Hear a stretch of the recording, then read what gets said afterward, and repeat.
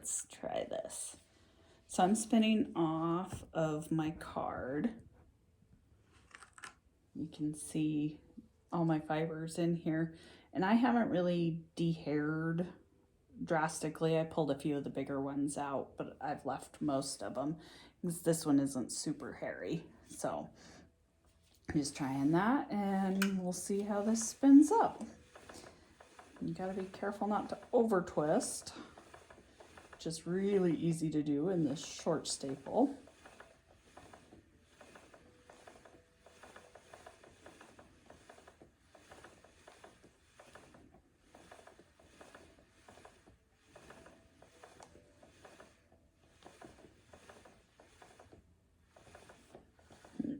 Yeah, see. Ooh.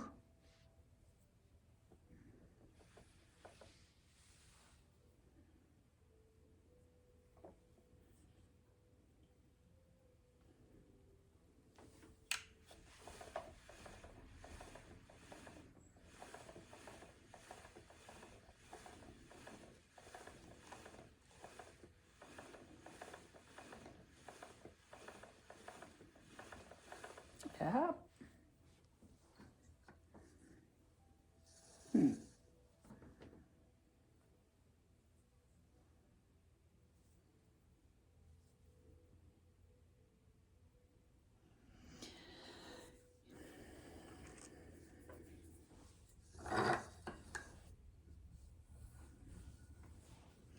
So it's the funny thing about this stuff is until you get the feel for it, you can end up kind of struggling with it when it's this short. When I switch from cotton to wool and wool to cotton, I do a similar little bit of a struggle till I get my rhythm down again, because I've gotten used to spinning longer fiber and I forget what it takes with this little short stuff.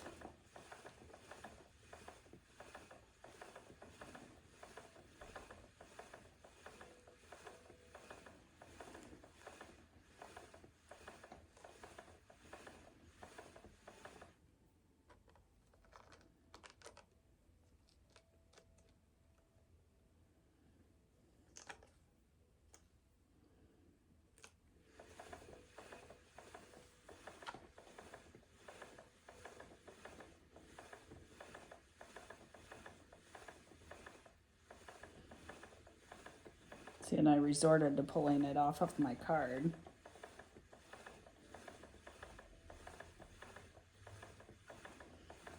This particular batch of down is so short, it might be a half an inch, that I find pulling it out of my card and trying to spin at the same time and trying to video at the same time isn't as easy as I would like it to be. I'm much more comfortable spinning off of my fingers than off of the card. So switch to that and make life a little bit easier. And so now I'm not spinning much of this, and it is still very much dirty, as in it hasn't been washed or anything like that. So there's a little bit here and there. I can feel some grit, and like this little spot, but those are easy enough to pick out. It's like, I don't know, it's a seed or something, just a little seed head. Not a biggie. And I'm just spinning a little bit of a sample just to see how this particular animal spins up. I really like the coverage on this one. I like the crimp style. It's a little on the short side, not a big deal. Got a little bit of mud in there. Like I say, I didn't wash it or anything, so I expect that. I combed, so I'm not surprised by it at all. maybe if you were buying the fiber and expecting it to be clean, that would be a deterrent, but like this, it is not for me. I just, as I run across clumps of dirt, I pick them out. And so I'm just gonna get this amount spun, and then I'm gonna pull this out of my wheel because I may be only getting a couple of yards out of this total. And I'm gonna let it ply back on itself and just see how soft. Did I overspin my single, which can be really easy to do with yak. So like I said, this one I'm just kind of seeing how this animal spins up, and looks like I am done with keeping this one together. So I just pulled it back out a little bit, finish up the end here. Yeah, I can throw that in there. I'm not too fussy or too worried about it one way or the other. I could take or leave this, but I found it. I may as well. It's prepped, it's carded. Instead of putting it in the garbage or anything. I'll let it twist up. So you can see that. Now, because this isn't very long, I'm gonna pull the whole thing out. Like I say, I'm getting maybe a yard. So not a very big, I mean, that's doubled. I can't even get in the camera, but I am just out of camera frame. So I'm going to pull it off my wheel.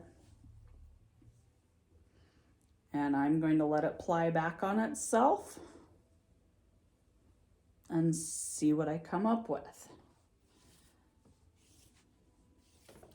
Like I say, this is just a sample. And then I'm going to go through and I'm going to wash this, partly because I want to see what spinning first and washing second does with the yak fiber. I've done that with alpaca, and I don't like doing the washing after I've spun. It seems to trap the dirt. This particular animal wasn't very dirty, so I'm not too worried about it. This is a little lumpy bumpy. You can see, let's see if I can find where my camera is. You can see some thick and thin. I wasn't really paying attention. Maybe I can get it to focus. So you can see lumps and bumps. I've got a couple of spots where I'm not sure if it's dirt or I think it's dirt or mud that I'll need to soak out. Not a biggie. But so there's one little chunk of 2-ply, and this is just down. This is super fine, super short. Like I said, she's only about a 1/2 inch long. So that can make it a little bit more difficult. That's a lot of times why we blend the yak fiber with other fibers. Because whether it's a hand spinner or a machine, we're set up to do a staple length a little longer. Usually about a 3-inch staple length is where most machines are set. And honestly, that's where most hand spinners are usually expecting to be. Nope, see, and I broke. So I just broke my ply. And that tells me that my spinning wasn't very strong or I was over twisted. I'm not sure which yet. I will have to do some investigating. It kind of looks like I was a little thin, maybe actually under twisted right there.